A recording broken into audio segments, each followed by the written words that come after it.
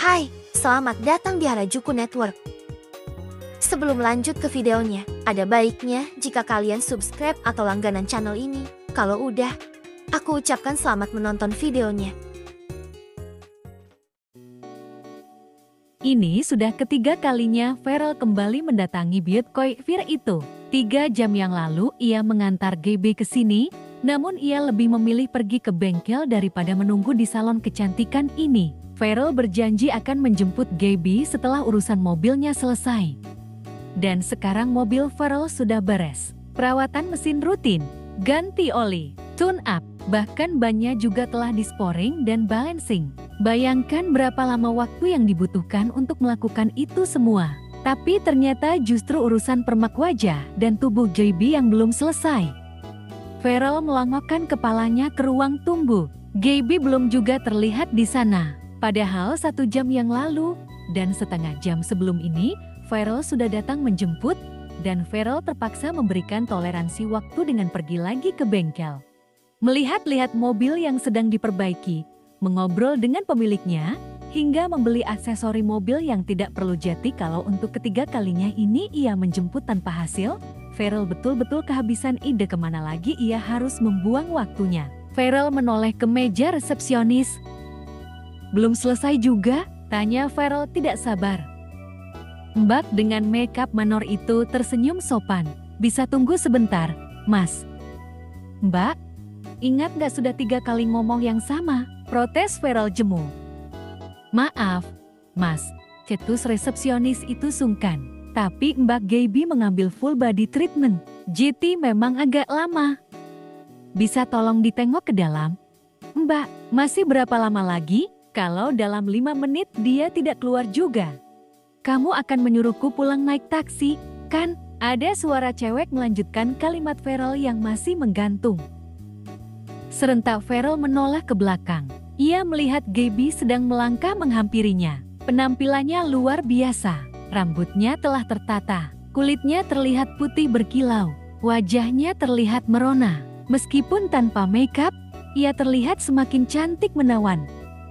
Tapi mengingat berapa lama Feral harus menunggu hanya untuk menyaksikan hasil penampilan GB yang seperti ini, mendadak kejengkelan Feral kambuh lagi.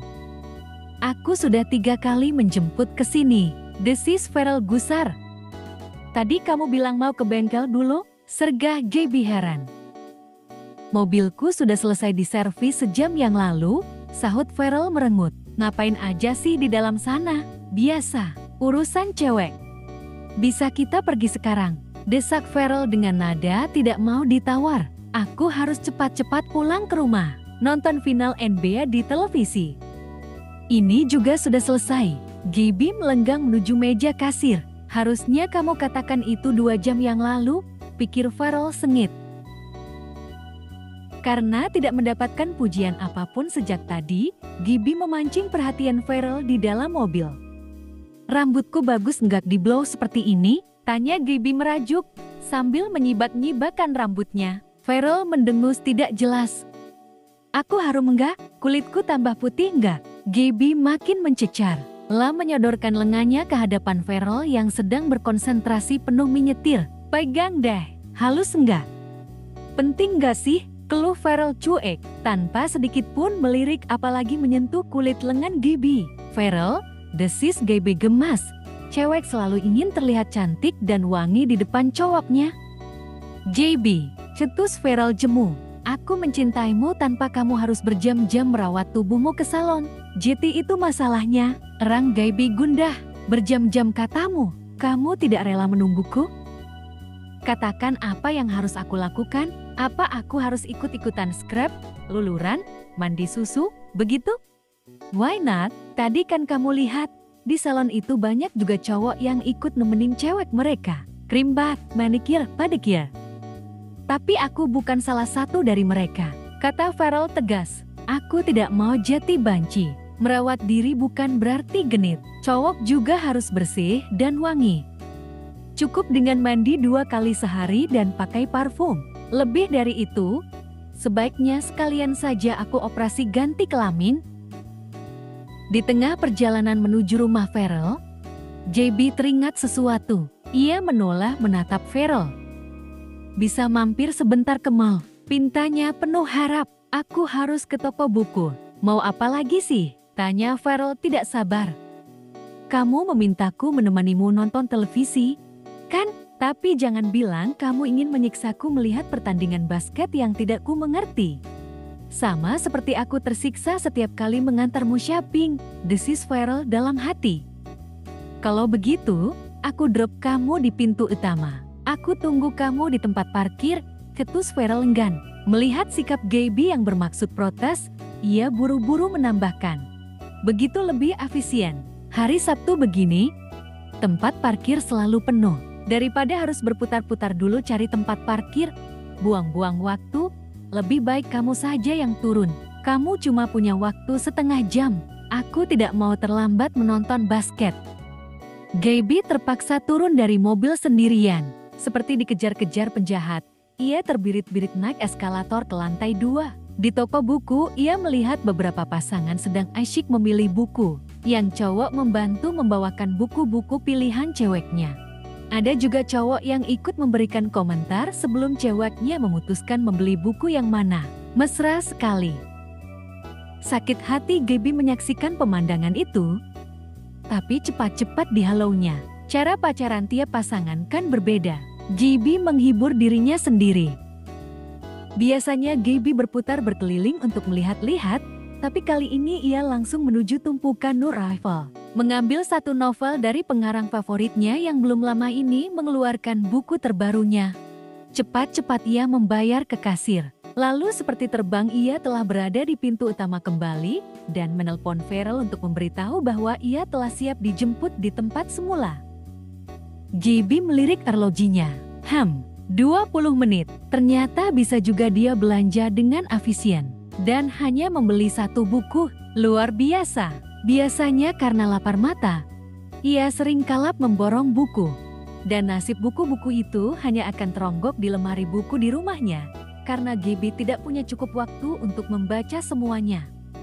Kenapa si cewek senang diperdaya novel-novel pisisan? Tanya Farel setelah Gaby mendarat kembal di jok kursinya dengan selarnak. Ia melirik dingin ke arah kantong plastik yang berada di pangkuan Gaby. Membaca novel bisa memperkaya pengalaman hidup kita? Jawab Gaby berkelas. Dari barisan kata mendayu-dayu, Farel menaikkan alis dengan gaya meremehkan. Novel menceritakan tragedi hidup. Kamu bisa memetik hikmah tanpa harus mengalaminya sendiri, jelas Gaby tersinggung. Jadi kamu bisa berjaga-jaga ketika peristiwa yang sama menimpamu. Tapi penulis cuma menjual impian, Gaby. Loh? Bukankah untuk itu kita semua hidup? Sahut Gaby panas. Untuk meraih impian. Suara bergemuruh terdengar dari speaker home theater. Bunyi bola basket yang sedang didribble, sorak-sorai penonton, disertai ulasan komentator dalam bahasa Inggris. Farel duduk antusias di depan televisi, mencurahkan seluruh perhatiannya pada layar. Ia seakan larut menjadi bagian dari penonton di stadion yang menyaksikan pertandingan antara Detroit Pistons dan San Antonio Spurs. Sedetik pun Farel tidak mau beranjak. Tubuhnya malah semakin maju dengan mata memelototi televisi ketika cheerleaders beraksi. Berjingkrak-jingkrak memompa semangat pemain dengan memperlihatkan paha dan tubuh mereka yang indah.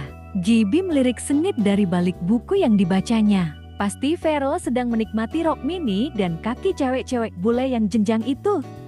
Pada saat break pun, ia tetap tidak beringsut. Tahu sendiri kan kebiasaan Farel. Iklan pun harus ia tonton.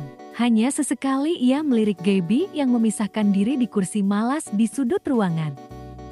Ayolah, Gaby. Di tengah-tengah konsentrasinya mengawasi sepak terjang para pemain basket idolanya, Farel menepuk-nepuk bantalan sofa di sebelahnya. Duduk di dekatku sini.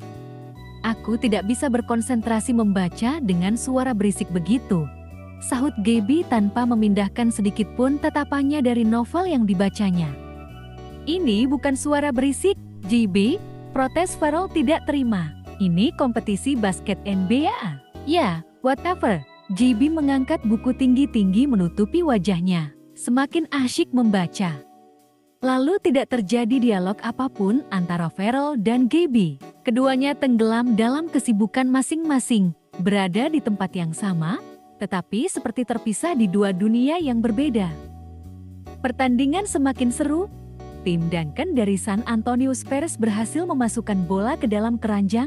Farrell sampai melompat gembira sambil mengepalkan tangannya. Yes, serunya kegirangan. Tapi tiba-tiba saja terdengar isakan lirih di sudut ruangan. Farrell sampai menoleh saking terkejutnya. JB sweetheart, Farrell tergesa-gesa menghampirinya dengan panik. Ada apa? Aku tidak berbuat salah apa-apa, kan? Aku kan cuma nonton televisi.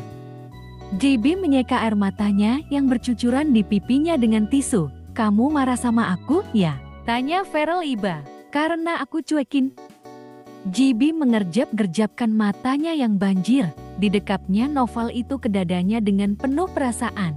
Kisah novel ini sungguh mengharukan. Mendengar penjelasan itu, tangan Farrell yang semula ingin mengusap-usap wajah Gaby serentak mengejang. Sebagai gantinya, ia malah memelototi Gaby sambil menggeleng-geleng. JB, dengusnya kesal. Pantas saja bisnis tisu laku keras. Sorry guys, ceritanya bersambung. Nantikan kelanjutan cerita ini hanya di channel Harajuku Network. Kuucapkan terima kasih banyak atas dukungan kalian yang telah subscribe dan langganan di channelku ini. Terima kasih dan sampai jumpa di video selanjutnya. Bye-bye.